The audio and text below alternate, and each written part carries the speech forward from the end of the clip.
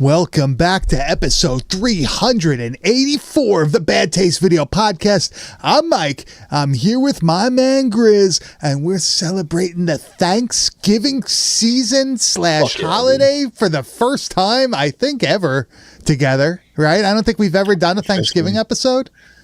No, we gloss over it a lot. We might mention it, but we've never. There's not a lot we could really do. It's a kind of an overlooked holiday for horror. Yeah, I was thinking as I was like writing the little thing for the Instagram post that I do every morning before the show. I was thinking like, all right, like what are the other Thanksgiving horror movies? And like, there's this one. There's Blood Freak. Thanksgiving. There's Thanksgiving, and isn't there like one more? What's the turkey one? Poltergeist. No, that's not that's not even a Thanksgiving one. No. What's the turkey one?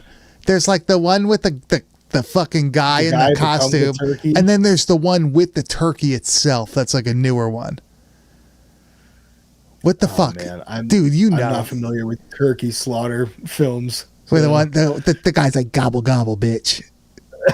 And it's a literal killer turkey. That wasn't a line in a horror movie that needed to be. That's great. Is it called Thanksgiving? Is that all it's called? Just Thanksgiving? Because that's fucking hilarious if it is. Because there's Thanksgiving is the Eli Roth one? Yeah. Right? Yeah. Well, either way, we're not doing either of those. We're covering Blood Rage from 1987. But before that, let's hit that intro.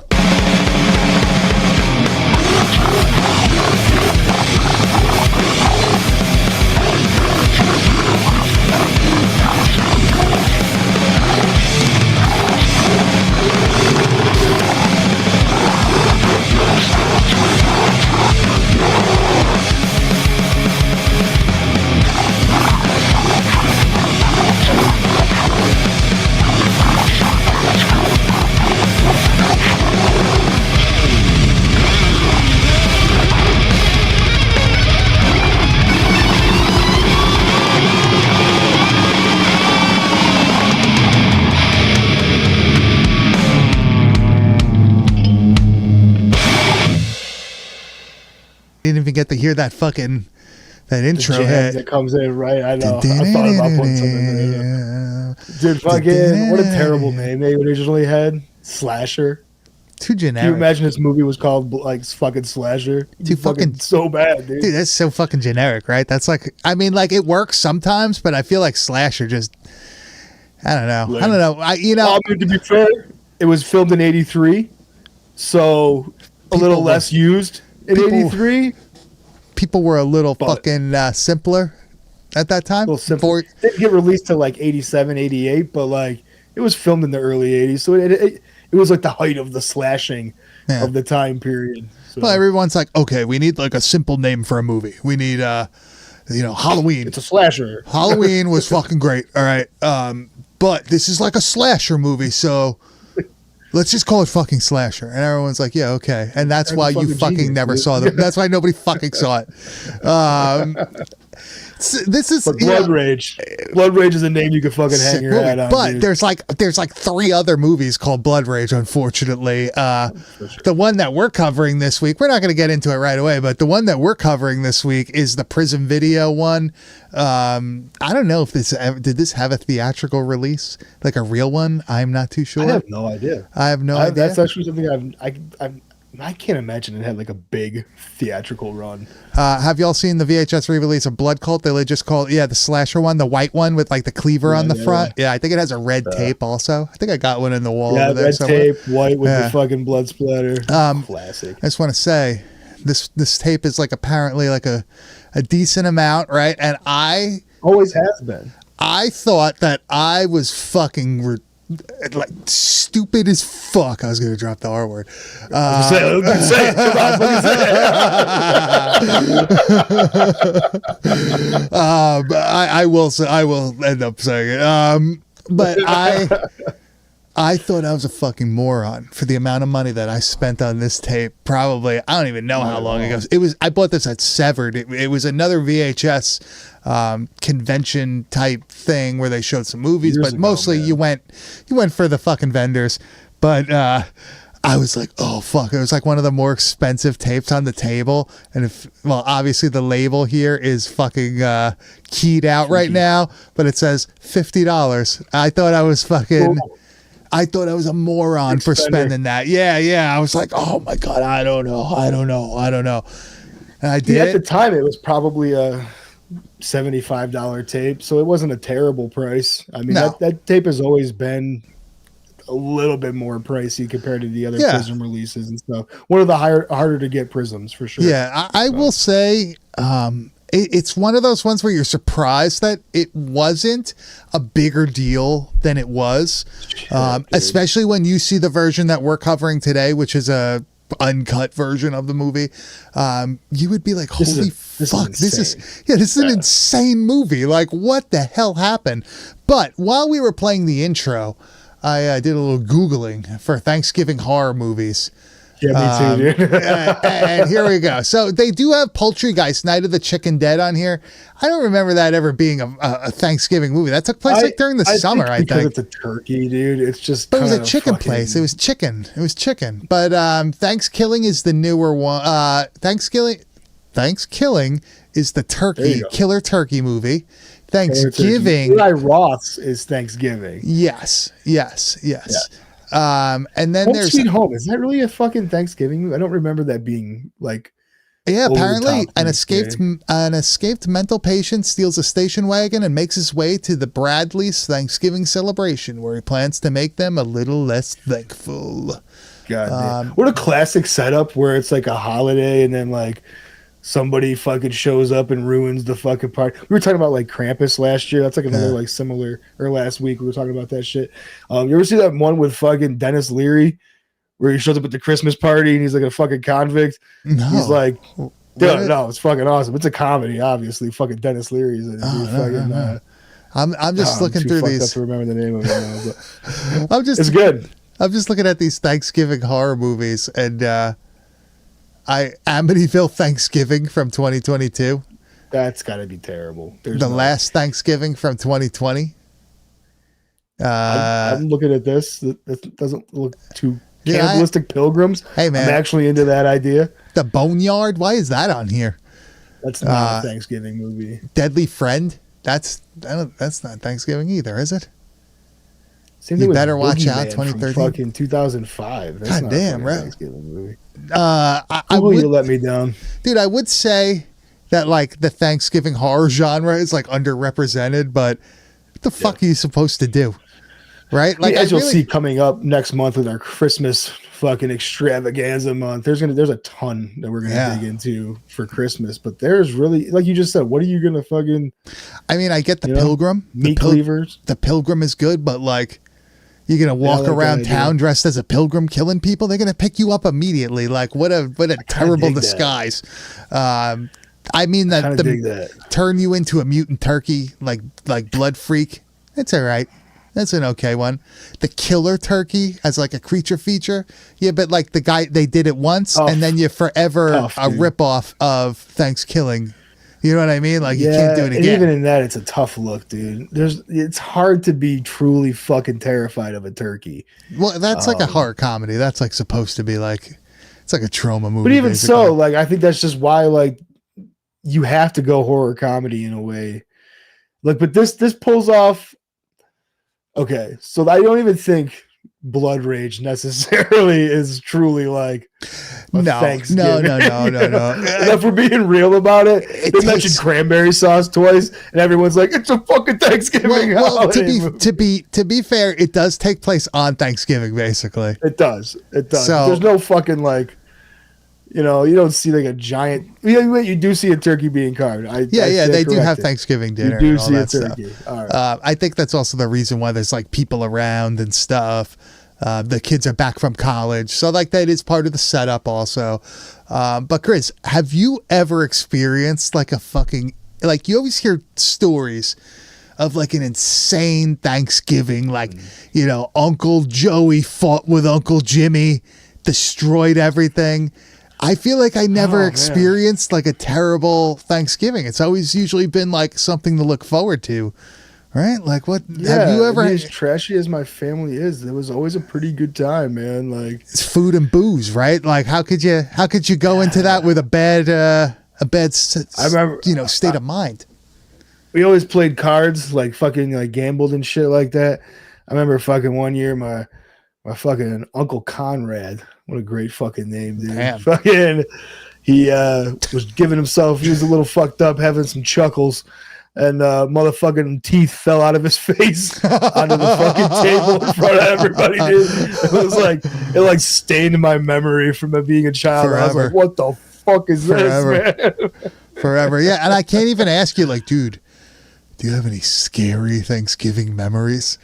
Like, the fuck kind of, like, I mean, granted, like, some people were killed on Black Friday, like, trampled, but Yeah, does that would count? have to be like, oh, dude, can you imagine? Does that That's count? super insensitive, but like, it would suck so much if you're like one of the few people who like lost a family member on Black Friday, because it's not even a fucking thing anymore. Like that small window of time where like Black Friday was fucking dangerous, Dude, and like and it's terrible? of people got crushed. It's terrible. It's always going to be one of those things where it's like, yo, dude, tell him what happened to your dad. Tell him. Yeah, And it's like, yeah, trampled looking for a Sega Genesis. yeah, like Christmas. Like I was like 9. My dad worked at Caldor, and he was trampled to death on Black Friday. Yeah, like he had to he's, unlock like, the doors, dude, and they fucking got him. And dude, then you gotta answer a bunch of dumbass questions. Well, like, why nobody pick him up? Why nobody stop? Like, nobody realized he was down there. It's like, dude, TVs were on sale that day. yeah, bro. it's like, dude, if I had these answers, my dad would be alive probably. Like, come the fuck on. But, dude, I'm glad that the Black Friday madness is like done. I always thought that so shit, stupid. like, we used to go more so for like the people watching aspect, to see people go fucking crazy. Because, we're younger. So we understand that like the TV that they're selling for $150 is probably a piece of shit. So like you're not necessarily like going for it. But there's people that are willing to like literally like cut a bitch for it. You know what I mean? And like 100%. we used to go for that shit. You would see people fucking tug of warring on stuff, just knocking other people over. I'm eating a fucking Pizza Hut pizza at like freaking 3 a.m. in Target, like just watching people fucking screaming.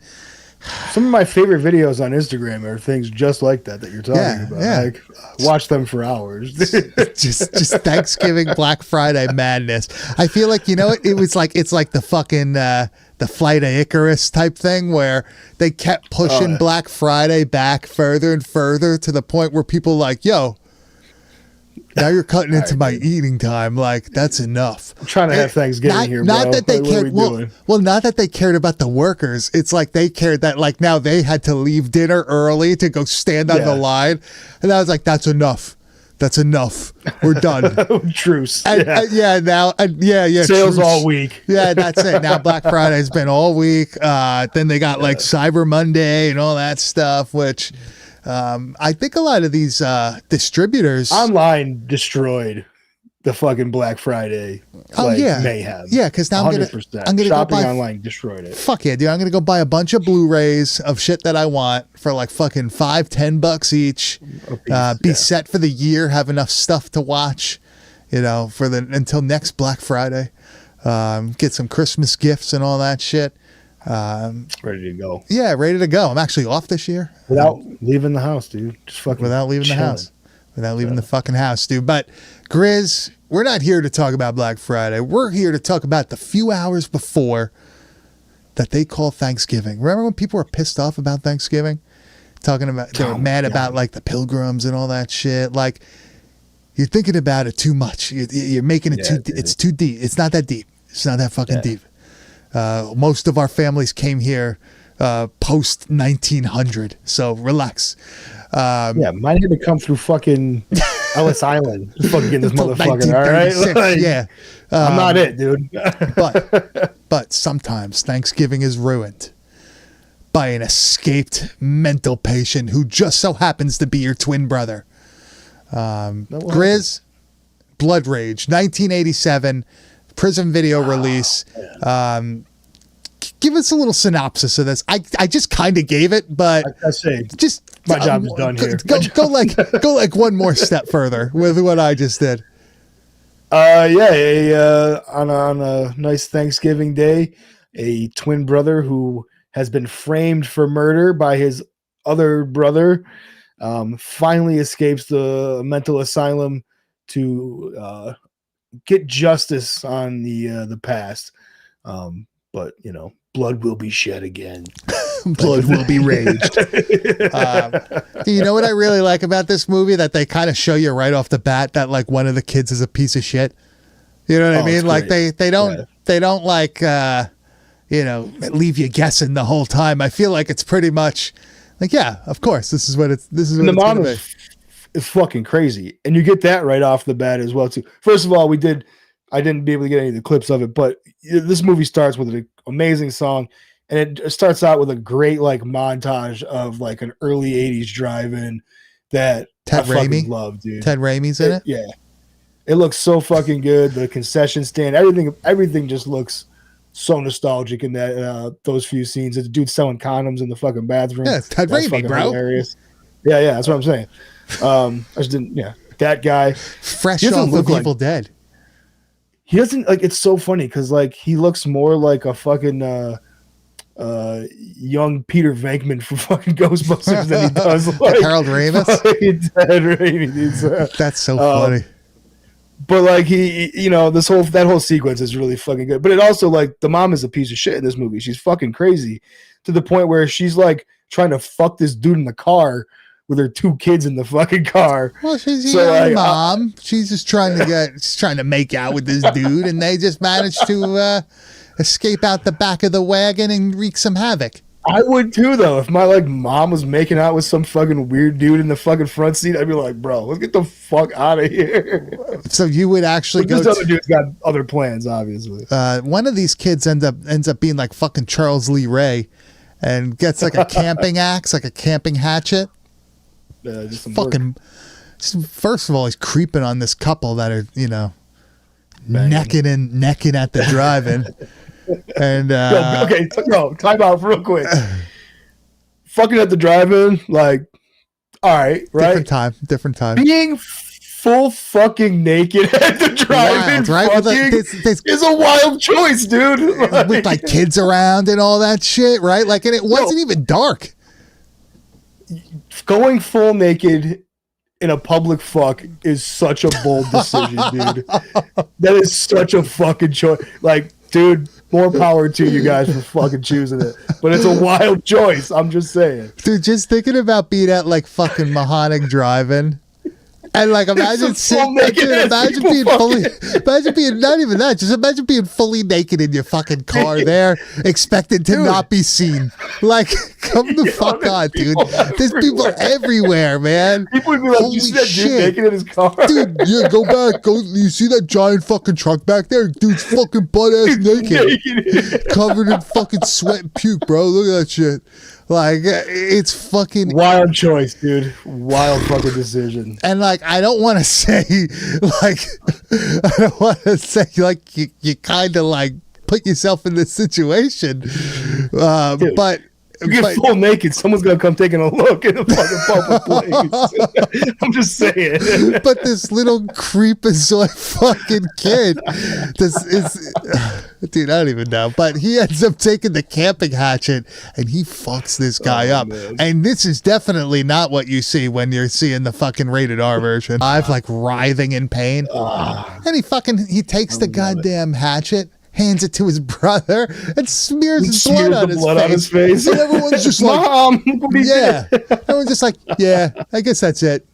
What is it? What the fuck's their name? Todd is the one, right?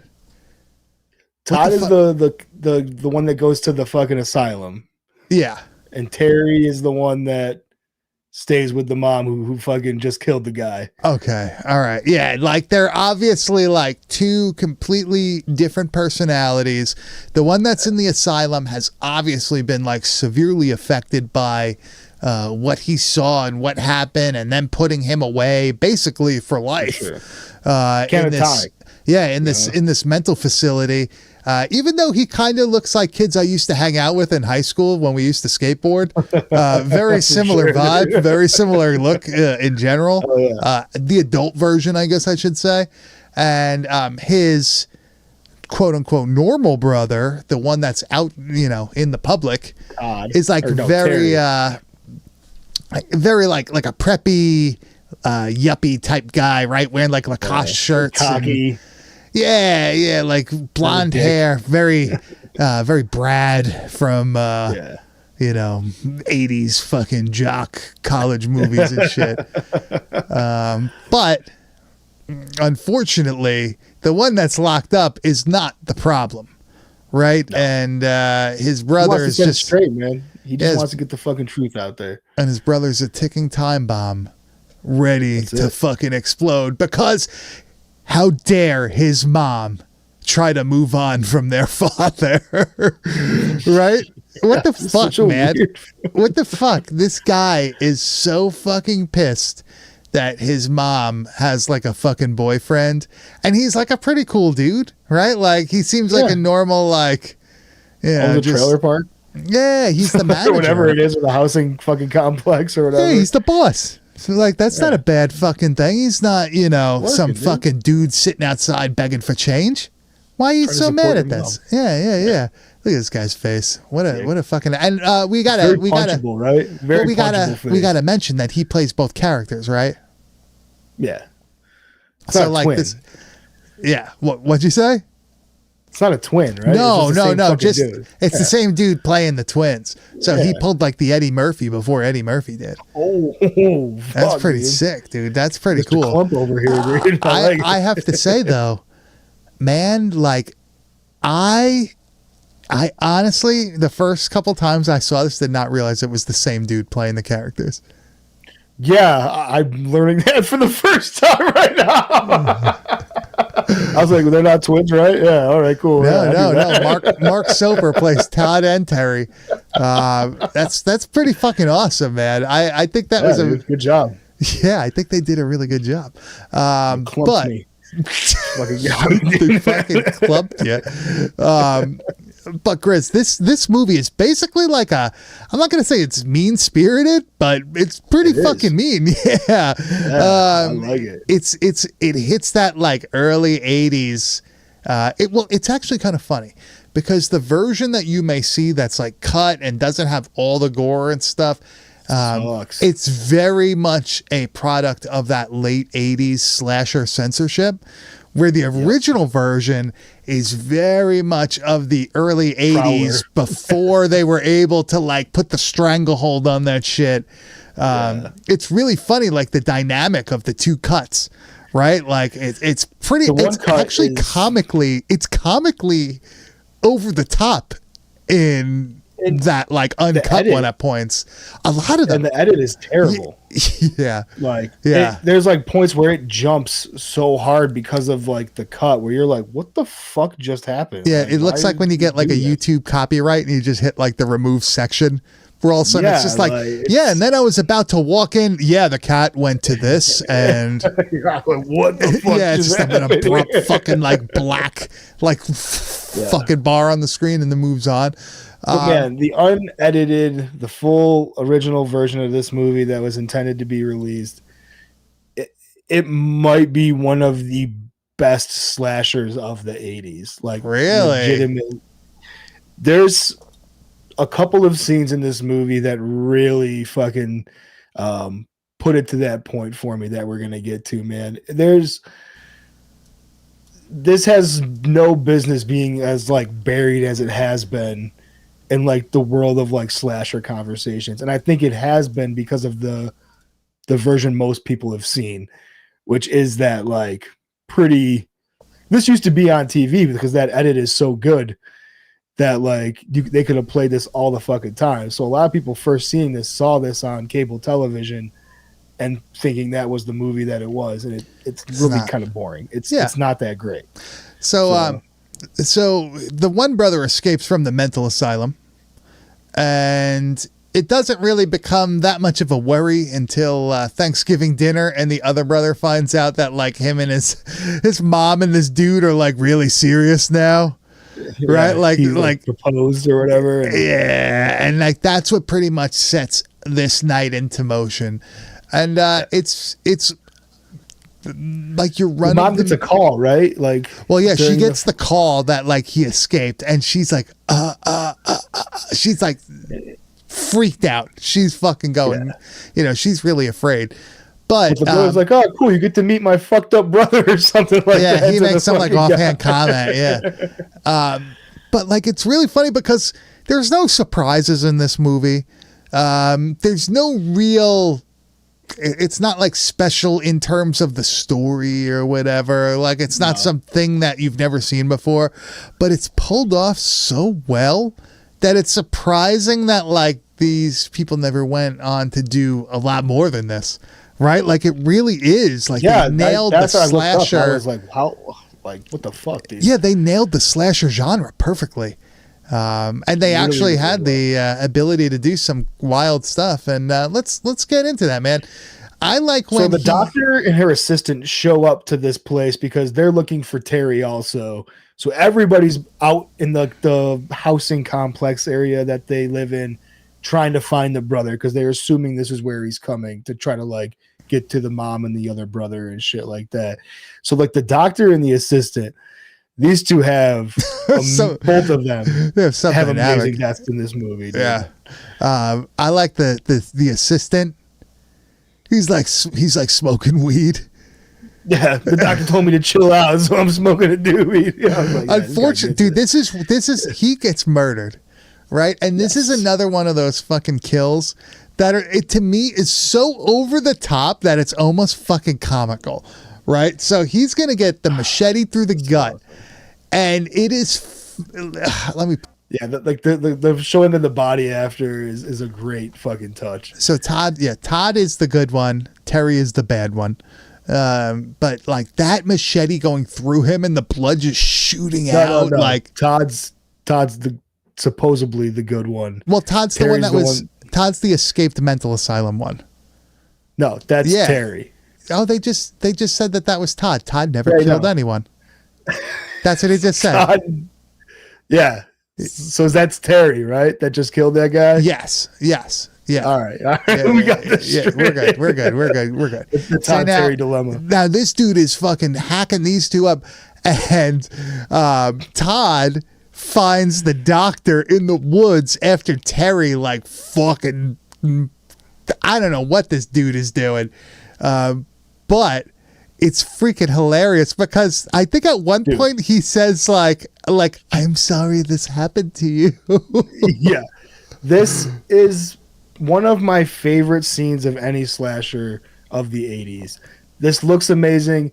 The fact that he tries to put it back together, I fucking love it. Dude. It's like a Peter Jackson movie, dude. Makeup. Yeah, she's got the little blood hanging out of her mouth. Yeah, I like don't want to say the guy's name, but he literally, when he's in the Todd character here, he literally looks like one of my best friends from high school. Like the dude, like the pants, the fucking shirt, the hair, like everything. Like, dude, I knew a skater that wore the fucking like the Nike fucking striped fucking shirts and shit like that, dude. I know the exact type. Now, this kid we used to call Pop-Tart, fucking kid crushed on skates, but dude, that dude dressed just like that.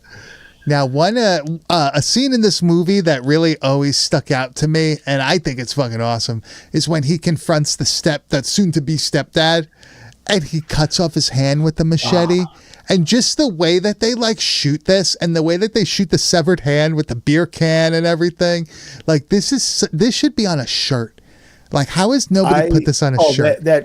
Yeah, I agree with that. And I wish I would have taken the cut version scene of this as well, just so you could see like how bad the cut is. It leaves out so much of what's great about this scene.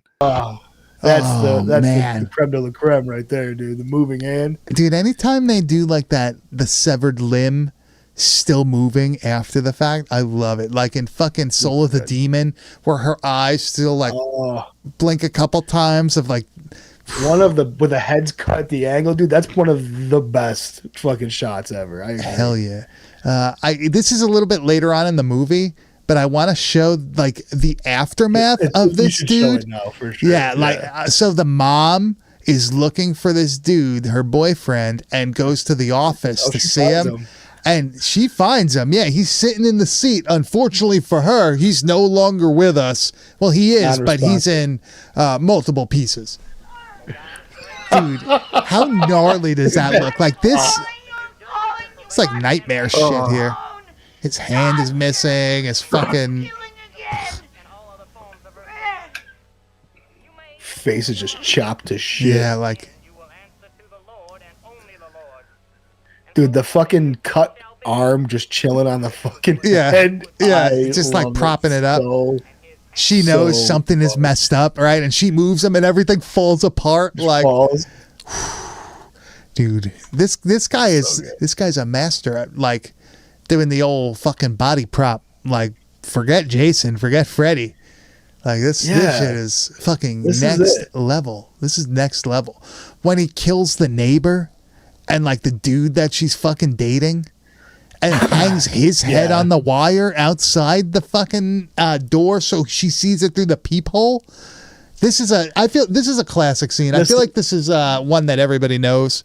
But Yeah, we get this is also another one of the best slasher scenes, I think, of the 80s too. Just the visual of this alone puts it up there. yeah, it's like it's really is some visual, and it is Jarring, on. dude. I believe it's on the back. Yeah, it's on the back of the cover Yeah, too. it's on the back.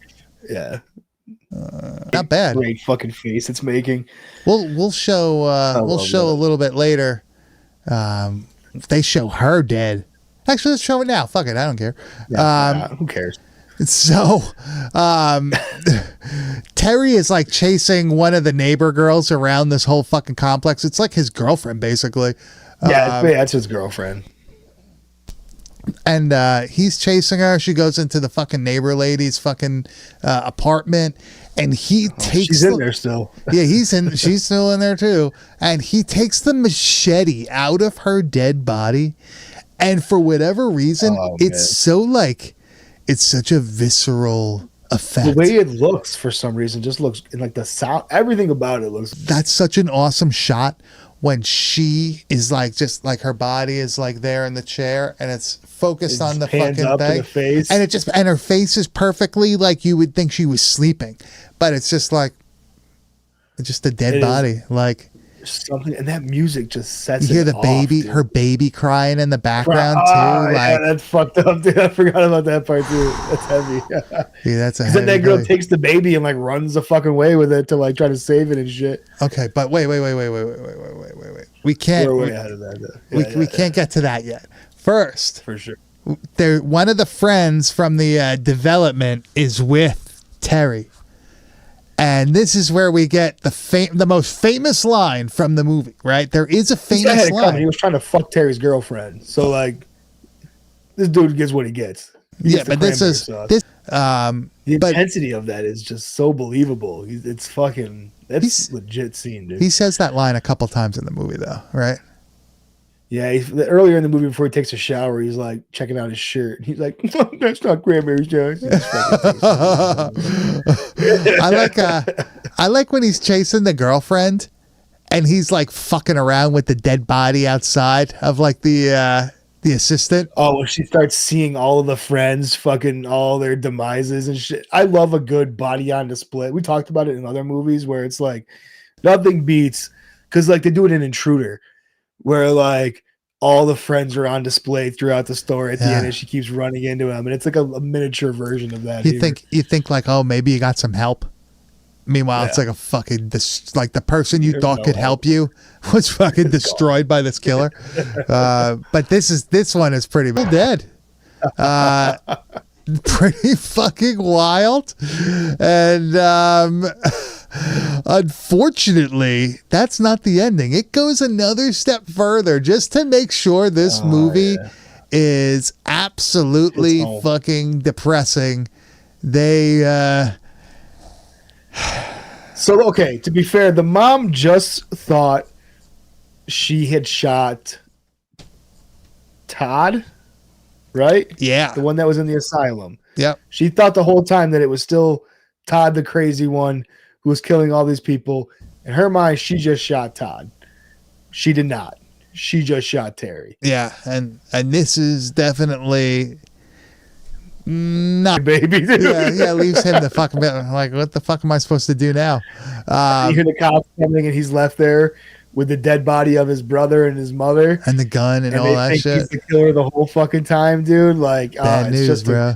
it's such a downer fucking ending. It's so perfect, man. Dude, what a trailer park to live in, right? This is like it was filmed, I think, at a trailer park, if I remember correctly, from the first time we covered this before you were even on this show. That's a rough one. I'm looking at the IMDb right now. Apparently, the interiors of the drive-in were done at the drive-in theater in Hazlet, New Jersey. There we go. Interesting. Filmed in '83. Yeah, that's probably not there, dude. We would have fucking probably went if it was. Yeah, I think that close. That's probably true.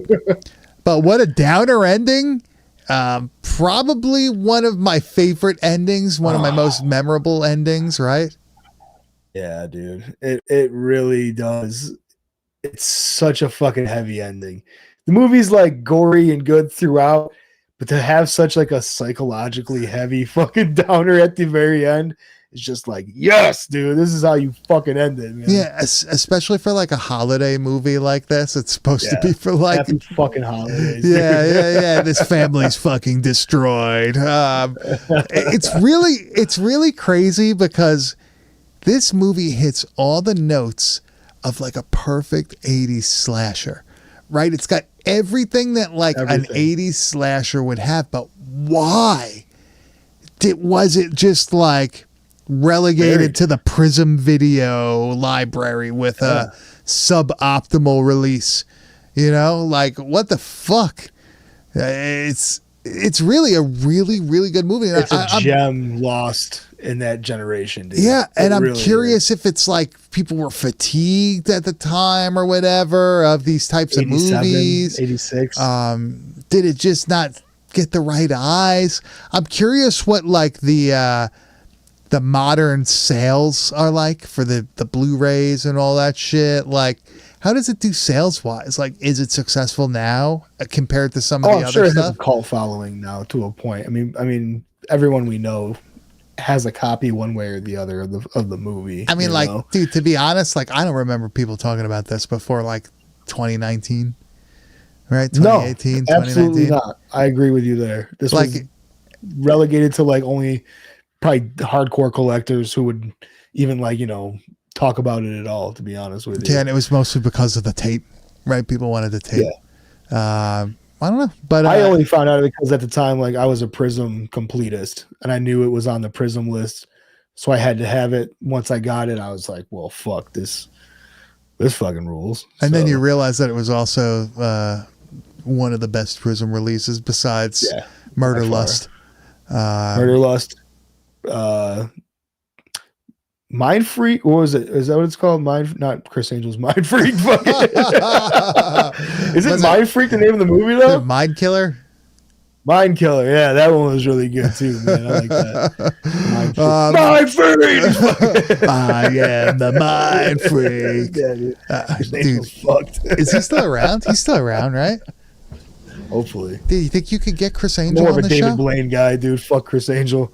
You like David Sounds Blaine? You like the levitating. weird, like awkward, fucking like. Yeah, mysterious. I'm I know how going fucking to- float. And he can fucking. Yeah, he's like, I'm gonna bury myself in my septic tank for 8 days, Yeah, dude, it's the straight face that fucking. and like gets he me. doesn't blink. He comes Like, out he covered just- in poo, same face. Yeah. And he comes up. Yeah, he comes up out of the shit. He's like, was it an 8 of clubs? And like you look in your pocket and there's a shitty 8 of clubs. Like, Yeah, dude. Oh, it's covered in shit. and that was Blood a good trick, Rage dude. from 1987. Grizz, I am pumped because next week we haven't done this really in a while. I mean, yeah, we do our yearly Feeders 2 episode, but this week we're celebrating Christmas throughout the whole month of December. Whole month. And next week is our first, and we are covering one of your favorites, one of my favorites. Bang, dude. Let's get it going. Christmas Evil from 1980, one of the OG holiday horrors. Probably one of the best. When it comes like this is probably, you know, we fuck around with Silent Night and Deadly Night, and I joke around that I mean I really do like Silent Night Deadly Night Part 2. I really like that dude, fucking the monologue and all that. But this is probably one of the best actual like legitimate Christmas horror films, right? Like great stories, great acting, great everything, great ending. This one's gonna be so much fun, dude. Right? There's so much fun. It's going to be good. And that's going to be next Tuesday night at 10 p.m. Eastern Standard Time on our YouTube channel, youtube.com/@badtastevideopodcast. I can't believe it's almost fucking Christmas, dude. You sent the group a thing that there's going to be some snow up by you. Happening, and dude. So it begins. A fucking Thanksgiving storm. Starting probably midday Thursday. Until Friday morning. We're probably where I live looking at anywhere from 12 to 16 inches shit, in bro. that night, overnight in that time period. November ain't even over. That's just life, baby. Bill's playing this weekend. You know they are. So hopefully they're playing at home so they get fucking buried. My snowy fucking game, dude. I love it. It's that time of year, man. I can't wait. I'm hoping we get a little. I think we may get a little bit.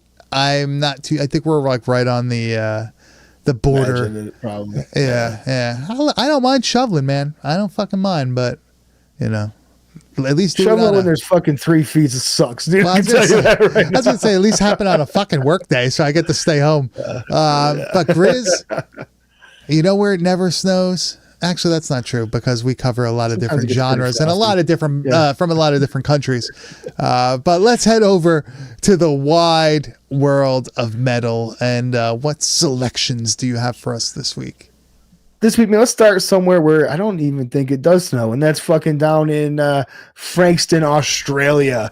This band is Nembotlik, I believe. Nembotlik. I like that. Yeah, that's dude. I think you nailed that. I think it snows in Australia. Does it snow in Australia? I think it's like just flip. I think they just like their toilets run backwards. I know that, dude.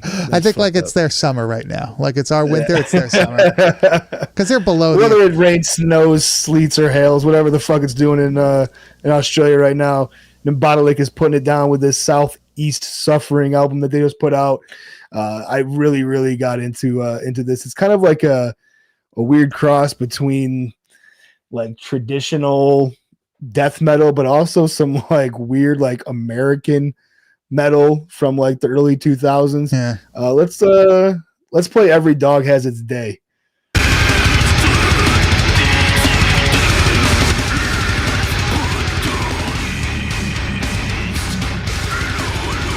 Confirmed snows in Australia, by the way.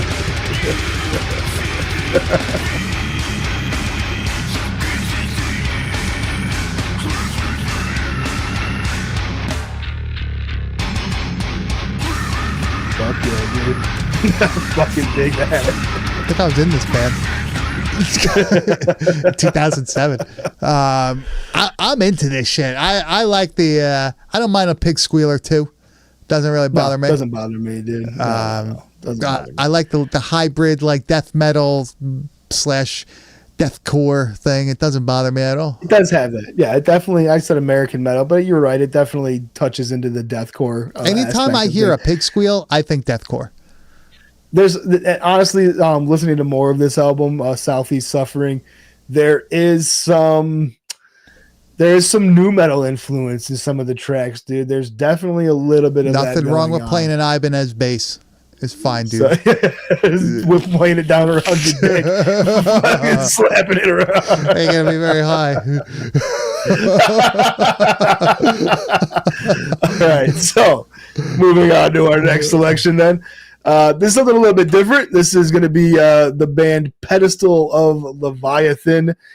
from the album Enter Vampiric Manifestation.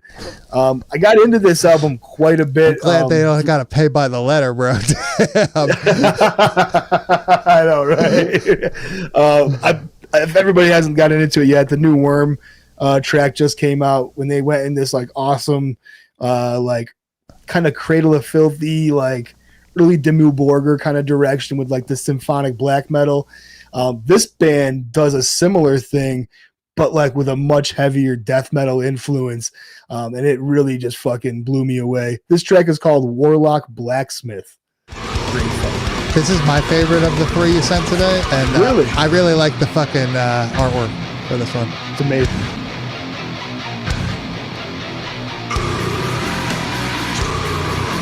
Fucking really rules, man.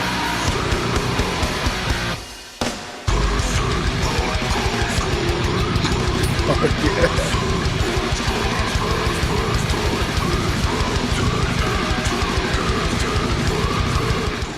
Yeah, that's my shit, man. That's my pick for today. Dude. And it goes in so many directions with this album, with just like huge fucking like synth sections that are just like very much symphonic and just massive, dude. So like there's very like a blackened death metal thing going on with it, but it's heavy in the death metal department on that one. The band again is Pedestals of Leviathan. They're out of Colorado. This album is Enter Vampiric Manifestation. Easy enough to say on that one there. I saved my favorite for the last. This is a band from Tokyo, Japan. These guys fucking crush. This is Mortify. The album is called Drowned in Muck. I am obsessed with the album cover. I want that shit on a fucking shirt, which I'm sure they probably would make. This song is called There's Morgue Where That Came From.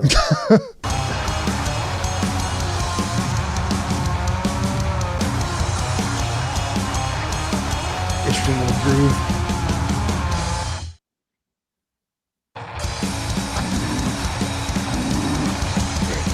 Fuck yeah.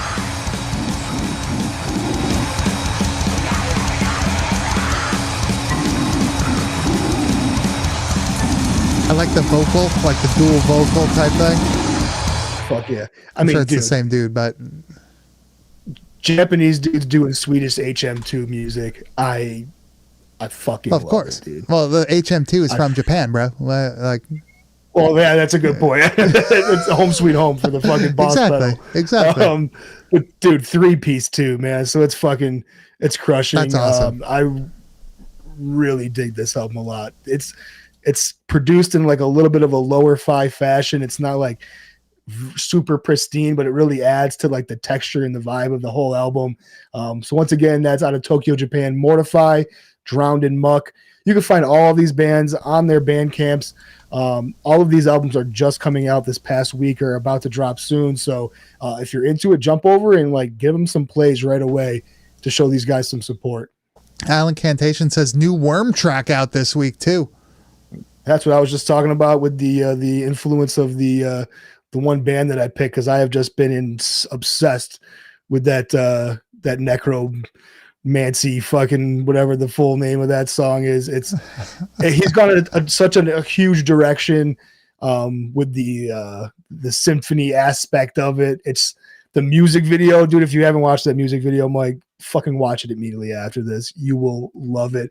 It's like, it reminds me of her Ghost in the Fog music video. No shit. Of Cradle of Filth mixed with like the Mother North music video from Citricon. It's like those two had a fucking baby, dude. It's amazing. So, I like that these people are like actually putting money into like doing videos again and stuff. Like, it's cool as hell.